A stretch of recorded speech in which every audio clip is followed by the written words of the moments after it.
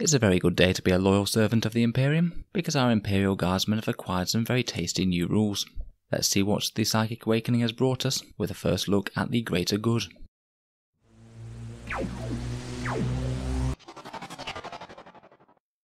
Hello and welcome back to Auspex Tactics, the strategy and tactics focused 40k channel, where we're all about getting the most out of our miniatures on the tabletop. Now the full rules previews for this army are out on the internet. It's time to dissect what the Guard exactly have gained from this book and how it'll affect our armies going forwards. On this video I'll be focusing on the actual core Guard changes, and we'll be dealing with the Militarum Tempestus in their own video, hopefully later today.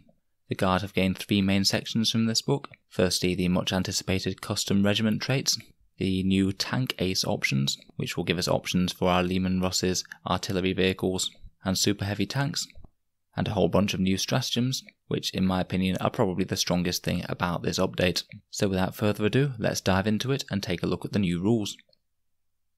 First of all, we have these custom regiment traits, 12 of them to be precise, and we'd already seen 4 of them on the Warhammer community preview, so let's take a look through them.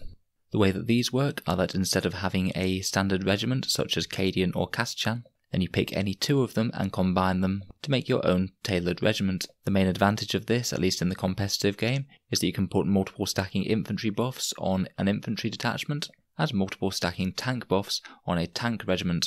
The main downside of this is losing out on the other benefits of being one of the main regiments, such as for example Cadians have overlapping fields of fire, their unique stratagem, their warlord traits, relic and unique order. You won't be getting any unique stratagems, warlord traits and relics if you do pick one of these, so bear in mind there is a trade-off. The traits themselves are a bit of a mixed bag, so let's take a look. First up we have Agile Warriors, which are reroll infantry advance rolls. I'm not the biggest fan of this one, to be honest. Sure, it does give you some reliable movement, but rerolling advance rolls will on average only add 1 inch to your infantry's movement, even if they do advance, and they won't always want to be advancing. I guess it's not too bad when combined with move, in which case you'd gain 2 inches on average over the course of their entire move. Occasionally I'm sure that will put them on an objective, but in general it's just not that great. Next we have Combined Auspex, the one that we saw from the Games Workshop preview. This is the one where tanks that are near each other, within 3 inches to be precise, get to overwatch on 5s against enemy charges. It's not a bad benefit again, but it is somewhat situational, as you don't really want your tanks being charged in the first place. It's positioning dependent, so you need to have multiple tanks next to each other, which is really bad as they'll just all get locked up if they get charged. And there are multiple ways to easily deny overwatch, whether that's charging out of line of sight, or charging a nearby unit, and then just piling into the other ones. So again, not exactly my favourite, despite it having a really great name. Always like to see more Auspexes in the game. Next up we have Disciplined Shooters. Again, this was the previewed one from the Warhammer community page, and it's the Steel Legion essentially. Infantry rapid fire weapons can rapid fire at 18 inches. It's certainly not bad at all, though it does only affect a certain subset of weapons. It'll really help out with getting the extra las shots and plasma gun shots for an aggressive infantry battle line. I could certainly see this one being used. Next up we have Fire from the Hip, which is kind of like a worse version of the Talon trait. This one allows you to shoot rapid fire weapons even if you advanced, but you get -1 to the hit roll. Of course Talon can shoot even if you advanced, and don't get the -1 to the hit roll, and -1 to hitting is really quite a big deal with Guard when you're hitting on 4s in the first place. Hitting on 5s just isn't great. I guess you could potentially combine this with Agile Warriors for very fast infantry that still do some degree of firepower, but honestly I think I'd just prefer to have Talon and the other options that their regiment brings. Next we have Gunnery Experts, which is reroll the number of shots for vehicle weapons, essentially part of the Kaschan trait, and this one is a really strong one. Nice uncomplicated extra shots on your vehicle weapons, never goes amiss. For example, on a D6 shot weapon, you'll be getting an average of 4.25 shots out of it, rather than the average 3.5, which equates to basically about a 20% damage boost on your D6 shot weapons, which is very strong to have it in effect all game. Following on from this, we also have the other very strong one from the Warhammer community preview, which is jury-rigged repairs. If you wanted your vehicles to have living metal like the Necrons, then this is the way that you can do it, and in fact, on average, it is better than this, although not quite as reliable. Basically, for every vehicle in your army that's taken damage, at the start of your turn, you roll a d6, on a 2 to 4 they regain 1 wound, and on a 5+ they regain d3. This will really punish your opponent for spreading the damage around between multiple tanks, which sometimes they'll basically have to do due to weapon ranges and which threats they need to put damage on as soon as possible. It's very demoralising having a tank that you'd bracketed suddenly become more functional again. I could really see this plus gunnery experts coming together to make a very strong tank regiment, nice extra damage from gunnery experts, and your tanks regenerate wounds because of jury-rigged repairs. Very scary all in all. Next up we have Lord's Approval. This is a bonus for infantry melee, which frankly doesn't tend to be the Guard's strongest suit.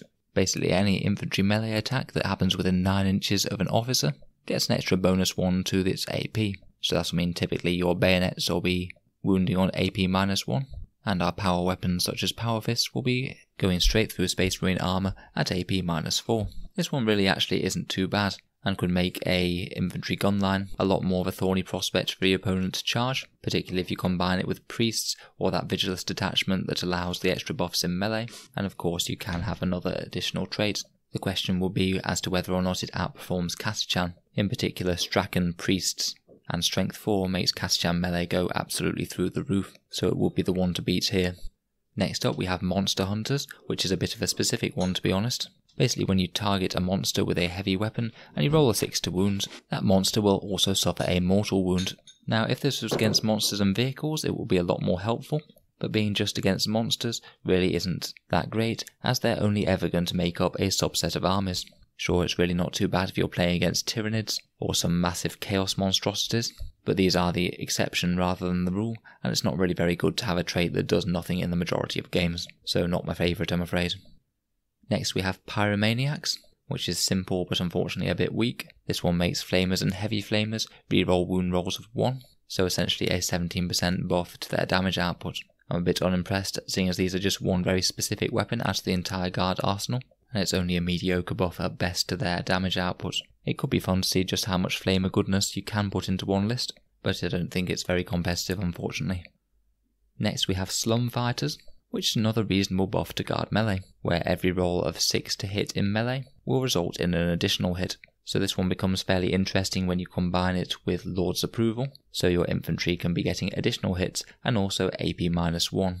So a nice little combo there, if you are wanting to throw the enemy back with a bayonet charge. For Guardsmen that hit on 4s, this will essentially be a 33% buff to their damage output, which is really quite powerful to be honest.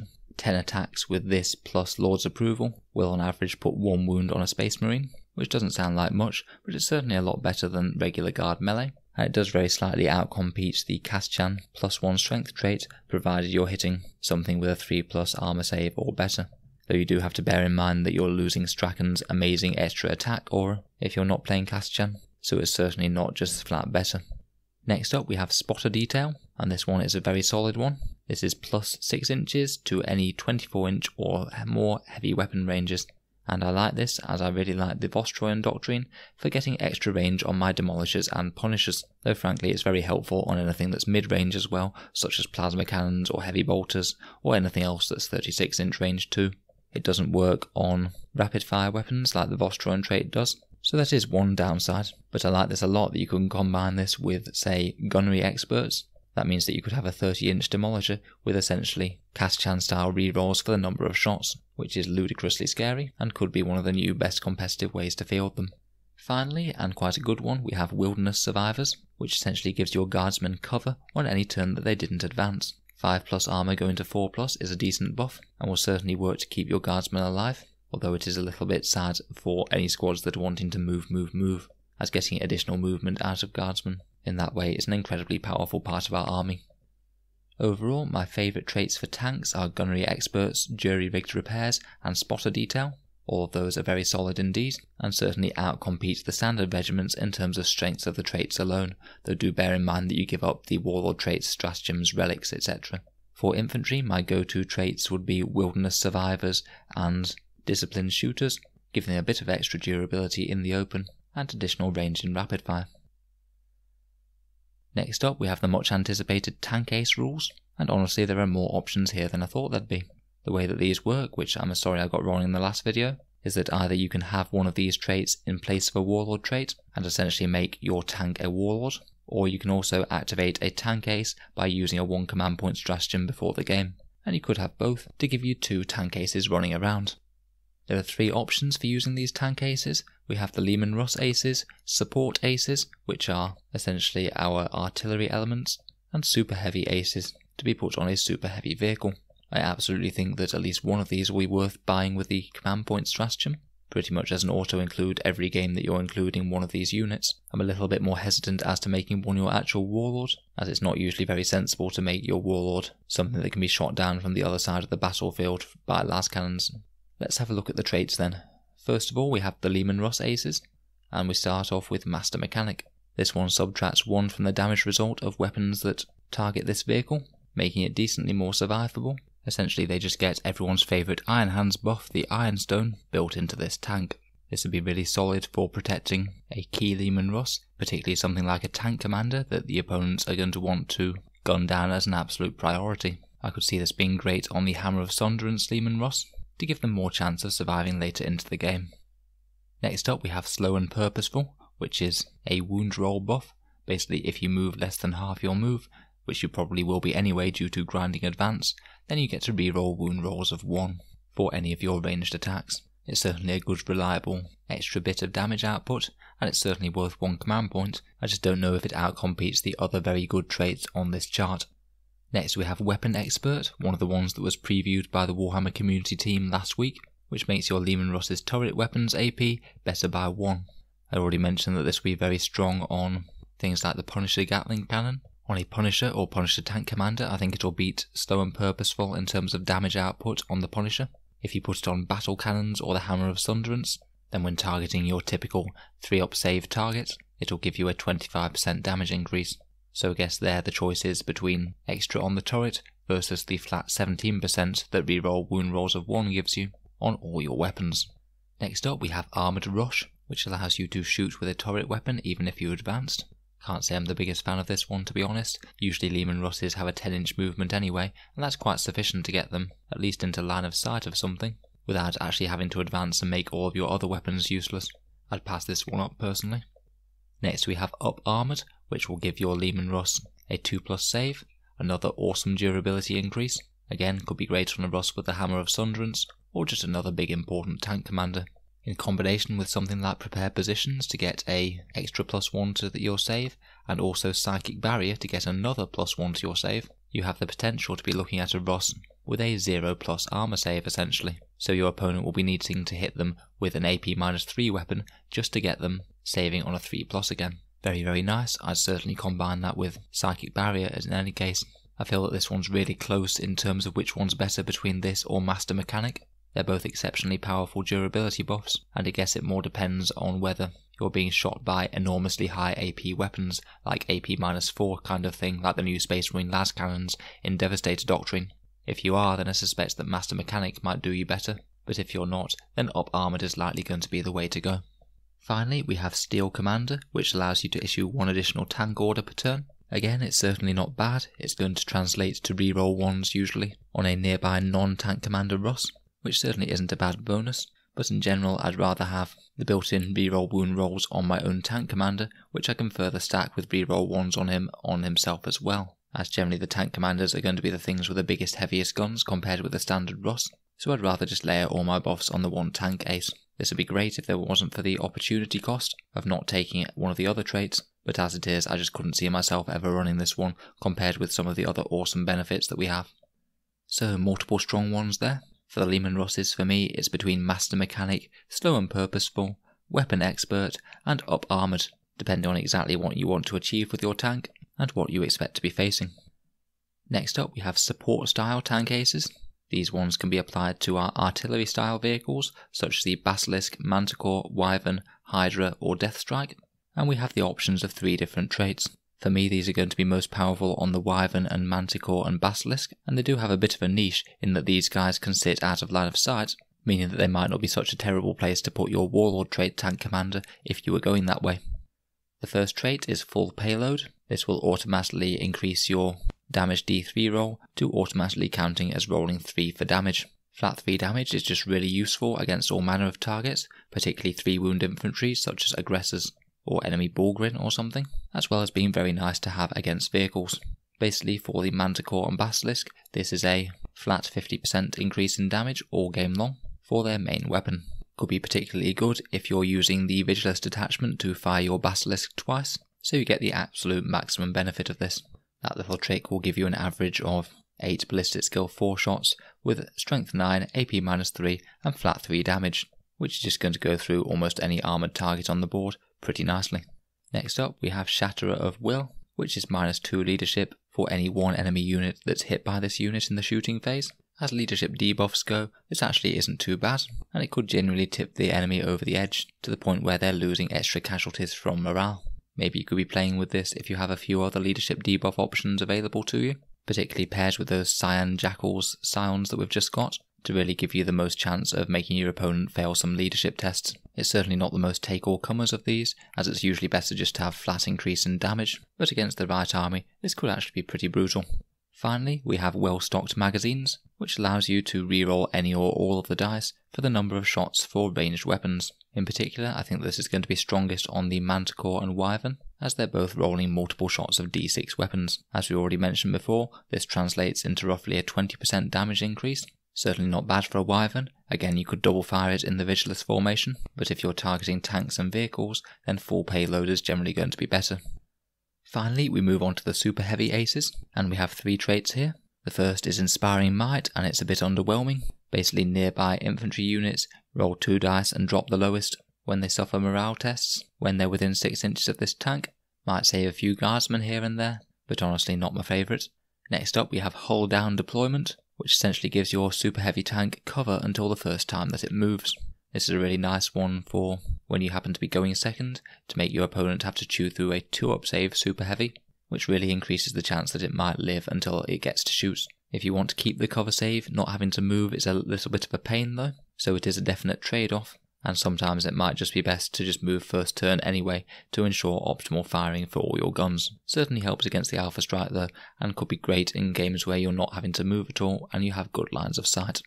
Finally, we have Steadfast Leviathan. This was the one that was previewed on the Warhammer community page, and it's the nice simple, your super heavy tank gets a regiment trait. Could be particularly good for the Kaschan, reroll number of shots, Vostroyan extra range, Orcadian reroll 1s, or perhaps even Valhallan, degrade it on the damage table slower.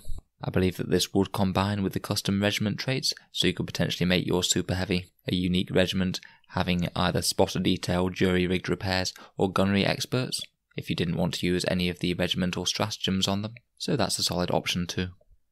Overall, I really like these tank ace rules. They basically are a flat buff to guard units, as I could see myself spending 1 CP on one of these traits every single time. For flatly the most powerful, I think that either one of the defense or offense abilities on a Leman Russ tank commander is the absolute best bang for your buck that you can get out of this. Those super artillery with flat 3 damage, and Baneblades with cover or an easy regimental trait are certainly very good options, and I'm sure we'll see them used.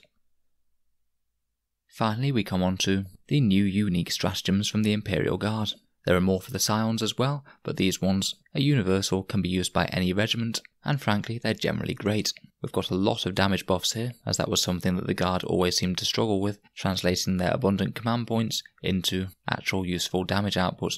Most of them are 1 command point, and we have 1 2 command point stratagem, and the 2 command point stratagem is amazing, but we'll get on to that. First up we have Rolling Death, which is a Tower stratagem for 1 CP. Any Tower that's moved less than half its move or remains stationary gets a nice little +1 to its hit roll. Probably going to be best used on a Tower Prime, as they can pack a little bit heavier firepower, and even then it's not super strong, but it is a good way to get more damage output in the early game, which is when you really need it, so a good one in my book. Next we have Deft Maneuvering. This one's an Armoured Sentinel stratagem, and it makes Armoured Sentinels ridiculously durable. Basically this is sort of a duty eternal for Armoured Sentinels in the shooting phase, so when they're shot at, pop this stratagem and all enemy weapons will have their damage characteristic halved for the duration of this phase. Now Armoured Sentinels are already incredibly durable. It will take far more las cannons to down their equivalent points of these compared with Leman Russes or tank commanders, and this could just put their durability through the roof. Their main issue has always been actually causing them to be enough of a threat so they aren't actually just ignored by the enemy. But with this level of durability, they could be very good for securing objectives, or even if you just had a trio of them blazing away with las cannons every turn. You'd be pretty safe in the knowledge that those las cannons are going to be there pretty much all game unless the opponent dedicates extreme amounts of firepower to them. Overall, very solid, might make bigger armoured sentinel units see play a bit more. Next we have Direct Onslaught. I like the imagery of this one, a manticore or wyvern turning its guns to direct fire on the enemy. Basically, if the manticore or wyvern can see the enemy, then for one command point they get +1 to hit with their main weapon. In normal scenarios, that's just going to equal an easy 33% damage increase. You could combine this with the wyvern stratagem in the Vigilus formation, so that wyvern that's direct firing can shoot twice. If you chose to pop that 3 CP combo on a Cadian wyvern, you'd be getting an average of 22 wyvern hits per turn. Sure, it's certainly pricey, but that is certainly going to go through light infantry like no tomorrow. 1 CP for Direct Onslaught manticores might also start to make them more prevalent again, as currently they're fairly overwhelmed by the basilisks, mainly due to their Vigilus formation. Next up we have Focused Bombardment, which is another artillery one for a Master of the Ordnance. Instead of rolling a d6 for his once per game artillery bombardment ability, you instead just get a flat 6 shots. On average that's an increase of 2.5 shots from this guy. So again, it's another way of squeezing just a little bit of fire out of your guard army in the early game. Against a toughness 7 vehicle, this will be around 2 more damage on it, compared with firing the Master of Ordnance normally. So it's kind of up to you as to whether or not that's worth one of your precious CP. Fairly well balanced in my opinion. Next we have Strike First, Strike Hard, the Sentinel one from Warhammer Community, with +2 to the hit rolls of the Sentinels in the first turn. I already mentioned in the last video that this one's absolutely great on a big squad of Sentinels with las cannons and hunter killer missiles, giving you a pretty powerful first turn alpha strike with some lovely ballistic skill 2+ that guards very rarely get to use. Between this and Deft Maneuvering for later turns, I could really see people starting to use a squadron of armoured Sentinels now. They are obscenely tough, and if they get a lot of decent damage output right from the drop, then we're in for a good time. Next up we have an Ogrin stratagem called Furious Charge for 1 CP. This one's a bit underwhelming in my opinion. Basically for each Ogrin model that finishes a charge within 1 inches of one certain unit, you roll a dice and on a 4+, you deal 1 mortal wound. It's not terrible, but hopefully whatever unit you're charging is going to get chopped up pretty well by the Ogrin anyway, so it may not really be worth all that much. Still, if you do manage to get a full squad of 6 charging, it will give you an average of 3 mortal wounds, which isn't nothing. It's just very specific and dependent on taking Ogrin, which really aren't very good at the moment, seeing as they nerfed them with chapter approved. I'm still hoping they'll fix that at some point. Next we have another slightly bizarre Guard Combat stratagem, which is Head First. If you have a squad that declares a charge on the same turn as disembarking from a Chimera, you add +2 to the charge roll. Maybe good for a squad of Ogrin or Bulgrin, but as I've kept saying, Guard Close Combat doesn't tend to be spectacular. I'd say maybe the best use I'd use for this one for is if you have a mech vet type squad that absolutely definitely wants to get onto an objective and outnumber a weak enemy unit that's already there. By basically guaranteeing a charge, you could maybe swipe an objective out from under your opponent's noses, though in general I wouldn't expect guardsmen to achieve much in close combat. Next we have Psychic Conclave, which is Games Workshop's attempt to fix Primaris Psykers and Wordvane Psykers. It's going to take some doing, seeing as Astropaths are so hilariously good at the moment, but this is actually genuinely a really strong stratagem. You need to have a Primaris Psyker and a Wordvane Psyker squad within 6 inches of each other. Both of these squads get +2 to cast, and both can manifest an additional power. Now for the Wordvanes, only knowing 1 power, that's going to be Smite, so it'll only be any help to them if they're close to the enemy, which means they probably will be killed quite shortly. But knowing 2 psychic powers, the Primaris Psyker might be able to activate 2 buffs very reliably on that +2 to cast. This is a really powerful psychic buff actually, and a lot of armies will be very jealous of this if they had access to it, but it's never going to be absolutely spectacular in the Guard, having limited psychic powers. I could see this as making a very reliable way to get Night Shroud and Psychic Barrier on a key Lehman Russ for example, and giving the Wordvanes an actual additional chance to manifest their Smite power. Who knows, we might actually see some Wordvanes included in lists now, because they certainly weren't being included before. Next we have Shield of Flesh for 1 CP that affects Bulgrins. This one is a shielding rule where the infantry unit that's within 3 inches of them will be -1 to hit if there are Bulgrins closer to the enemy than the unit that's being targeted is. So Bulgrins stand in front of an infantry unit, that unit is going to be -1 to hit for shooting attacks. Now it was mentioned to me in the previous video that it doesn't actually have to affect guard infantry units, so this one's one that could be applied across codexes. My initial thoughts are things that have really big powerful guns, such as Devastator Centurions, Cataphron Destroyers, or perhaps even some powerful melee troops. like Skitarii Electro Priests, or some Sisters Arcoflagellants or Repentia, who will quite like the extra durability increase. Overall though, I think that this is a really strong stratagem, and very nice that it can be applied reactively, the first time that your enemy actually chooses to target that unit. Next is Splash Damage, another one previewed by the Warhammer community team.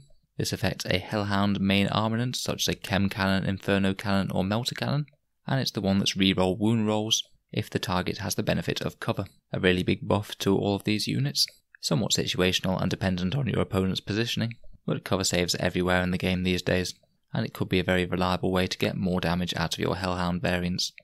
Next we have Concentrated Fire, which is a beautiful little stratagem which I think genuinely makes heavy weapon squads viable again, or at least one heavy weapon squad, as you can only use it on one. For 1 CP, this allows your heavy weapon squads to add 1 to their hit roll and 1 to their wound roll, provided they focus all their fire on one target, so no splitting off lasguns or anything like that. Plus 1 to hit and wound is a really strong buff, and I'd really want to use it on things like autocannons, missile launchers or las cannons, although frankly it's not even bad on mortars. I think with 1 heavy weapon squad and this stratagem, you could include something like a cheap heavy weapon squad with missile launchers, knowing that they might well get killed turn 1, but if they don't, if you position them well or out of line of sight, then in your turn move forward and activate this stratagem. They'll either be hitting on 3s or on 4s, and those heavy weapons will have +1 to wound, which is amazing for dealing with hard targets. I genuinely really like this one, and it will certainly make me think about including 1 disruptive heavy weapon squad in my army to make its presence felt far above what it should be punching at, if it happens to get ignored or is able to stay safe by any mechanism. Next we have Experienced Eye, which is triggered when you shoot with a veteran squad from your army. Basically the AP value of all of the weapons carried by the veterans is improved by -1. Now this is an interesting one, as it makes them a lot stronger against things like armoured targets such as Space Marines or units hiding in cover. How much this one's worth it is going to depend on a case-by-case basis, depending on what your veterans are armed with and what units they're targeting. In general, AP buffs have the most impact on the lower AP weapons, so their lasguns will certainly get considerably upgunned by this, and things like grenade launchers and missile launchers and autocannons with their mediocre AP will certainly have their damage output drastically improved. It'll be made even more efficient if you can get an order to them, maybe something like Cadian 4 rerolls to hit in ideal circumstances, so you've got 4 rerolls to hit and then an extra AP -1 for any wounds that you get through. Probably not one to plan around all the time, but a very nice option to have indeed. Might be quite nice with some plasma vets as well, because who doesn't like AP -4 plasma guns chewing through Space Marine armour? Lastly, we have the only 2 CP stratagem for the Guard in this book, aside of course the Scion options, which you use when a Leman Russ from your army targets another vehicle. Instead of rolling for the number of shots for their random number of shot weapons, the vehicle instead gets their maximum number of shots. Now I know where I want to use this, and it's my favourite battle cannon, the Hammer of Sunderance from the Vigilist detachment. 12 strength 8 AP -2 shots with damage of 3. Coming in from the other side of the battlefield is just amazing. Things really tend to get messed up when you roll well for this thing. It could also be absolutely great on a Demolisher tank, who have an enormous damage output anyway at the best of times, never mind if they get a full 12 shots out of that mighty cannon. Just running the numbers for a standard Demolisher cannon turret on one of your tank commanders using this stratagem and no other buffs will do an average of 18 wounds to any toughness 7 or 8 vehicle without an invul save. That will pretty much guarantee most tanks dead instantly, no questions asked, and put some serious work towards getting through, say, an Imperial Knight or a Leviathan Dreadnought, or something else big, tough and nasty. This one's a really good stratagem in my opinion. Naturally it's going to be better on tank commanders, particularly those armed with either the Hammer of Sunderance or Demolisher cannons, though it's certainly not bad on battle cannons or Executioner plasmas either. So that's the core Guard part of this book. We will be moving on to cover Scions in the next video, as they've gained a whole host of great options as well. My take on it is that the custom regiments only really have mediocre benefits for infantry, but combining jury rigging with gunnery experts or spotter detail could make for a very strong tank contingent to your army. If you are using virtually any of the vehicles that can be tank aces, it's almost certainly worth paying 1 CP to use one of them. And we've got a whole host of useful damage output type stratagems to help convert the plentiful CP of the Guard into more dead heretics and Xenos. I'd say the biggest winners of this update are tank commanders and Leman Russ, particularly Demolishers and battle cannons and the Hammer of Sunderance, as they can potentially make use of custom regiments, tank aces and that new stratagem all at once. Artillery, particularly Manticores, has done well as well, and the unit-specific stratagems have certainly helped give a bit of a lease of life to a lot of units that aren't otherwise seen quite as much, particularly things like armoured sentinels and wordvane psychers and heavy weapon squads.